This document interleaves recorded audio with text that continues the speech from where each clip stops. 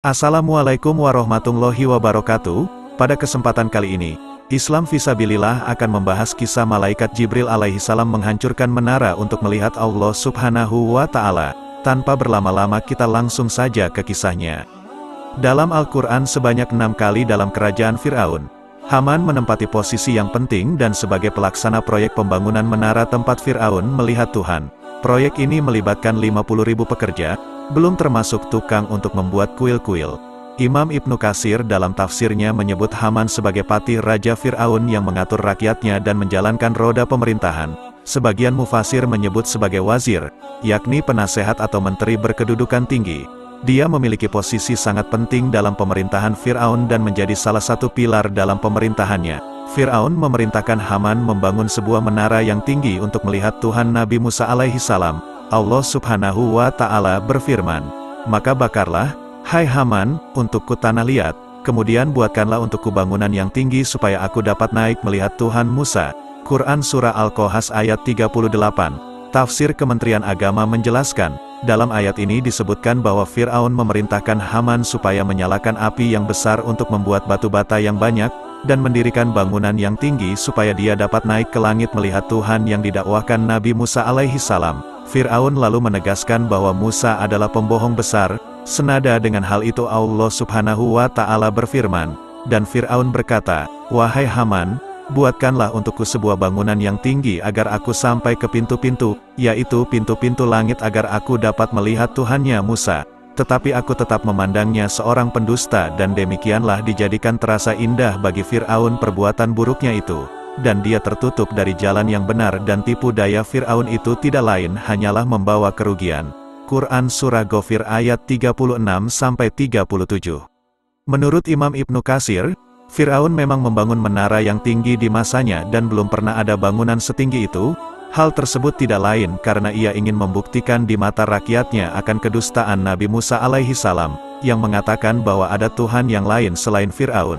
Setelah pembangunan menara selesai, Fir'aun menembakkan panah dari puncak menara untuk mengalahkan Tuhan Musa. Fir'aun berbohong kepada Musa bahwa Tuhannya telah mati dengan menunjukkan anak panahnya yang kembali telah berlumuran darah. Menurut sebagian ahli tafsir, Fir'aun diam-diam telah mencelupkan anak panah itu ke dalam darah. Setelah kejadian itu menara itu kemudian dirobohkan oleh malaikat Jibril alaihissalam menjadi 3 bagian yang menewaskan hampir semua orang yang berada di tempat itu. Posisi Haman berada di barisan Fir'aun dan Qarun yang mendustakan Nabi Musa alaihissalam. Allah subhanahu wa ta'ala menyebut mereka bertiga di dalam Al-Quran, dan sungguh kami telah mengutus Musa dengan membawa ayat-ayat kami dan keterangan yang nyata kepada Fir'aun, Haman dan Qarun. Lalu mereka berkata, Musa itu seorang penyihir dan pendusta. Quran Surah Al-Ghafir ayat 23-24. Fir'aun dan Qarun merespon dengan sombong atas seruan Nabi Musa yang jelas dengan tanda-tanda dan mukjizatnya. Mereka justru menolak seruan Nabi Musa alaihissalam. Allah subhanahu wa ta'ala berfirman, dan juga Qarun, Fir'aun dan Haman. Dan sesungguhnya telah datang kepada mereka Musa dengan membawa bukti-bukti keterangan-keterangan yang nyata. Akan tetapi mereka berlaku sombong di muka bumi dan tiadalah mereka orang-orang yang luput dari azab Allah. Quran Surah Al-Ankabut ayat 39. Tugas besar Haman adalah membantu Fir'aun. Dia menjadi mitra Fir'aun dalam membangun ide dan membantu menjalankannya. Haman melaksanakan keinginan Fir'aun yang menentang kebenaran tauhid yang dibawa Nabi Musa alaihissalam. Haman muncul setelah kembalinya Nabi Musa dari Madian. Haman jugalah yang menasehati Fir'aun untuk menolak misi keagamaan Musa. Pada peristiwa pelarian Bani Israel dari Mesir, akhirnya Haman tenggelam bersama Fir'aun dan bala tentaranya. Sementara Qarun adalah seorang kaya raya yang kikir dan sombong. Ia mendapat azab Allah subhanahu wa ta'ala hingga mati mengenaskan. Kisah Qarun disebutkan dalam Al-Quran Surah Al-Qasas ayat 76-83, Surah Al-Ankabut ayat 39 dan Surah Ghafir ayat 24. Qarun adalah sepupu Nabi Musa alaihissalam.